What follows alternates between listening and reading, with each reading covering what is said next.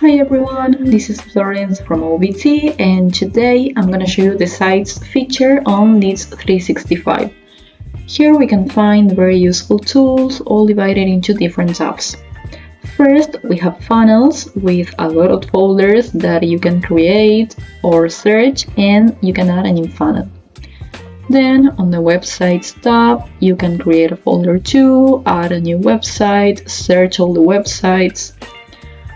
Then we have this new feature called blogs, when you can set up, manage, and distribute blog content. Here you can create a blog post. We also have an integration with WordPress, which I think is very useful.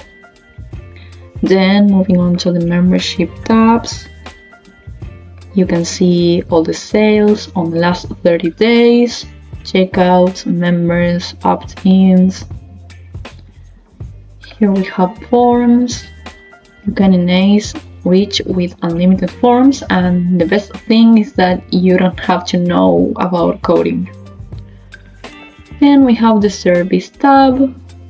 You can create a folder, add a survey, and this tab is one of my favorites because it's pretty simple. You can create a chat for your website, and you can customize everything. Then we have the media tab. It's basically a media library.